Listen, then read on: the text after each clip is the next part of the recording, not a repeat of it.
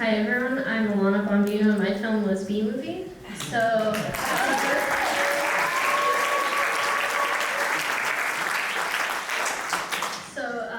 I wrote and directed that film in my final semester in film school. It was actually the first film I directed. Since then I've been working in local productions and that's me. Let's give it up for B-Movie.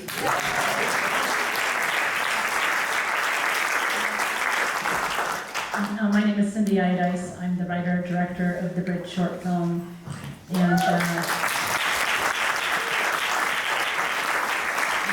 thank you all for coming, and thank you, Vera, Women of Wonder. This is an amazing opportunity to show our films locally, so thank you for that.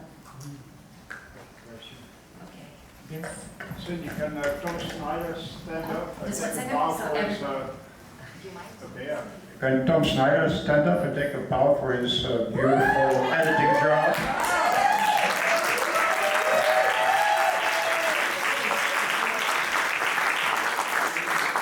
So we just returned from Europe, where the Bridge screened in Germany and in London. In London was the World Cinema International Filmmaker Festival, where we won Best Editing of a Short Film.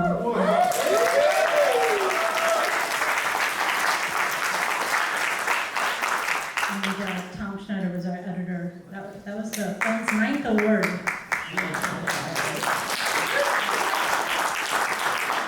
I was wondering, how long did it take you guys to edit and film these two lovely films?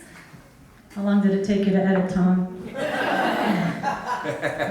Stretched out over a whole year. Yeah, we took our time. So we shot the film in 3 days, and we edited it, and then screened it, edited it, and screened it.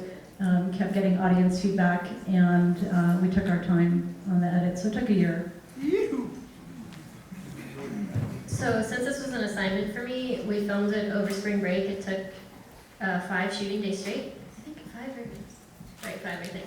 And since it was due, we had only a couple months to edit, and we really scrambled in the end there to get it done. Yes. I was just wondering if you had that amazing treehouse and then you wrote the script, or you vice versa, or how that. That's a great question. Did we have the treehouse and then write the script, or did we write the script and build the treehouse? Dr. Daniel Sousa is here. Daniel is the owner of the treehouse. Love your treehouse. Aloha. Well, the biosphere tree has been going for 36 years, 37 years. It's in the back of Manoa. It's a great big old tree that just keeps growing. And because of Connie and Cindy, we've made some really interesting films there in the last few years. And this is the best so far. Yeah. We're very much open to any shout outs too. Yeah, go ahead. Hi, one of my questions was, what was the best part and most challenging with working with children? I know it was in both films. I'm an educator, just wondering. I think the most challenging thing for me was dealing with the classroom full of children. It was really hard to keep them calm because they were having a lot of fun. So how I worked with the main actors is I actually Skyped with them for about 4 months before we led up to filming, because I tried to get local actors from Hilo, where we filmed. So I'd Skype with them and work with them and try to get them to where I wanted them to be. But yeah, having a whole group of kids was tough. Yeah, actually, working with children actors was amazing for us. They were actually easier to work with than the adults.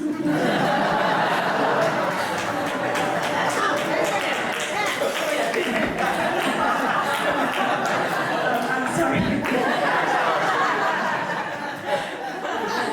I was wondering if you were here, Lisa Barnes. At some point, I feel like the cast and crew from The Bridge should come up, because so our film has had 19 screenings. I think we have 4 coming up, and so we won in Australia, we won in London. It's amazing how audiences are receiving our film. But what I learned on this trip that we just returned from was that we can't make movies alone. I think you would agree with that, Alana. And I have such a small part in my film. My part was that I wrote a story, and then I asked for help in making that movie. So I really want to bring up the cast and the crew of The Bridge because it's really their film. And I'm so proud to go out and sit with other audiences, and we've just been so well received. So I want to call up Asher and Mia and Lisa and everybody. You who's can just just stand up. If you Yeah. just stand up.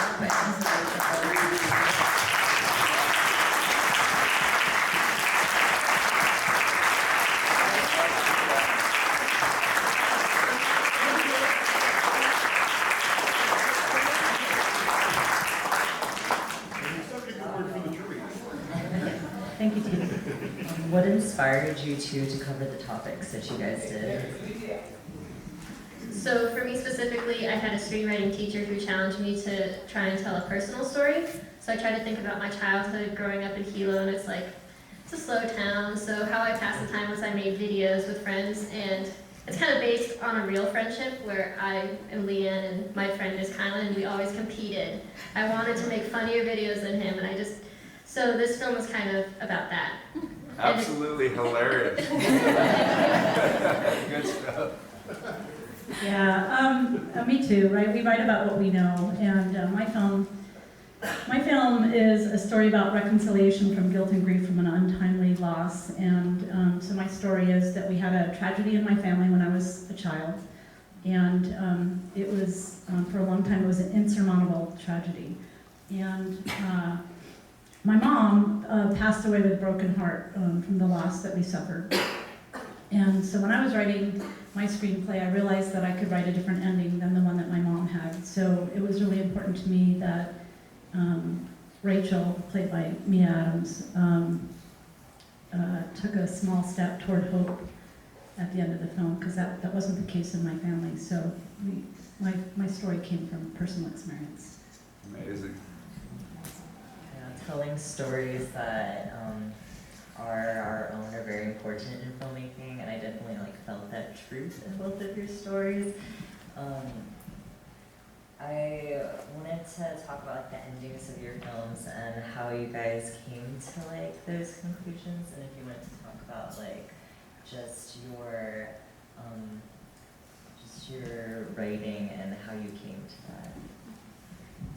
So I guess the big thing about my film was Leanne's struggle throughout the film. It's clear that her issue was one that I had as well, was that I was a perfectionist and I always wanted to be the best at everything. And something her and I had to learn together was to let go and just have fun with things and not care about the outcome. So I struggled whether I should let her win the competition or not, but we decided she should win because she learned the lesson, the real lesson and gift she got was friendship with everyone.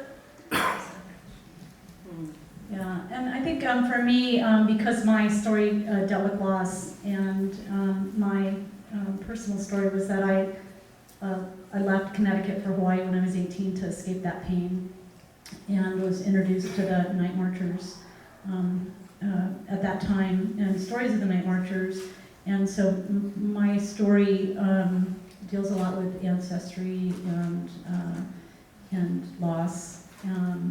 So the ending was pretty traumatic for me. That treehouse has a plexiglass floor on the bottom level, which is where I was. I was up at the top with Asher Morgado, who I think is still here.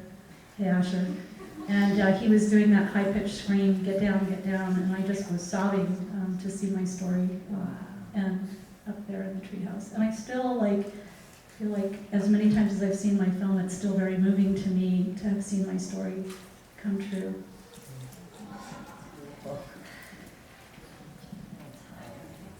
Two more questions. Okay, we can take one more question from the audience. Margaret. With both of you, because of the collaboration effort is a lot, how did you maybe make compromises between the teams of the creative people that were involved, and how did you deal with that? Did you hear the question? I don't know if I understood the question.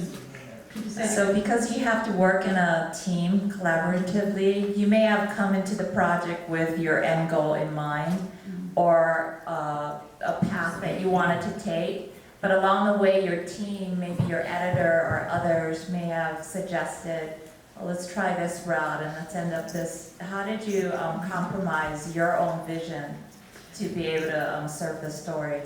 Yeah, I didn't trust myself to be the only storyteller, so Hina Wong is the narrator in our film. The Bishop Museum helped with a lot of the cultural artifacts, and I really depended on other people to help me see my vision. And then, what was most remarkable about this entire process for me was that Tom Schneider, who was not on set for any part of it, and we had just had some discussions. I literally handed him the script and handed him the footage, and I was shocked that he told the story that I wanted to tell. And it really was in the editing, in the end, the editor is really the storyteller. And I really think that's a big part of why we have such a great film was the editing. But I just trusted the art department, I trusted makeup to do their thing. It was a little overwhelming to shoot at the treehouse because I had prayed for rain and it poured.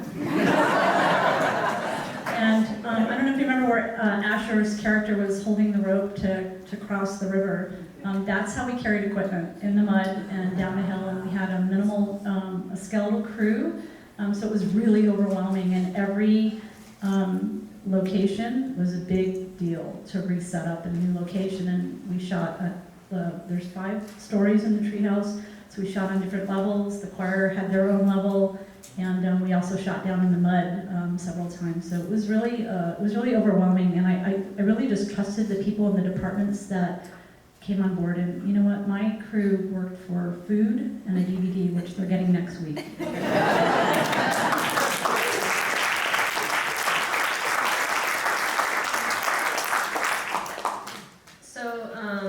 My crew is actually made up of 5 people, including myself. We were just students. We all had to wear a lot of hats. And since it was my first time directing, I kind of tried to accept input as much as possible. Sometimes it was kind of hard because I'm working with my best friend. Like the Kylan character, the one I competed with, was my film buddy, so he was my producer. So we'd be like this on set, just a little bit. But I'm really grateful that they all came out. I want to give a shout out to Sean over there, Sip. He helped write it.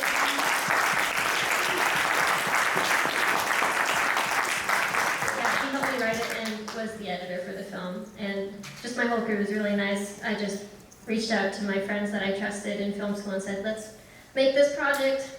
Come aboard, follow me, like let's go. And then they went all in. So I'm really grateful for that. And I learned as much from them as I could. Yeah, and I want to set a shout out to Connie Flores, who's the producer of The Bridge, and our section leader.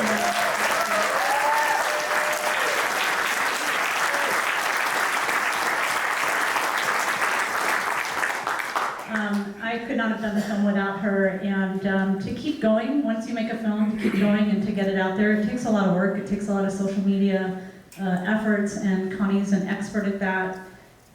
We traveled, I don't know if Tony Appalato's here, Connie and Tony and I traveled to Europe together, and I felt they're very seasoned professionals, and I felt surrounded by people who knew what they were doing. I did not feel like I knew what I was doing over there. When we won the award, I was like, woohoo! Now what? And we had to go to the front and get the award and all that. So I'm still learning. I think I'll always be learning in this industry, but it takes a lot of people to make a film, and this is really not my film, it's a team effort. So thank you, everybody, and thank you for coming today, and thank you to Vera for putting on this.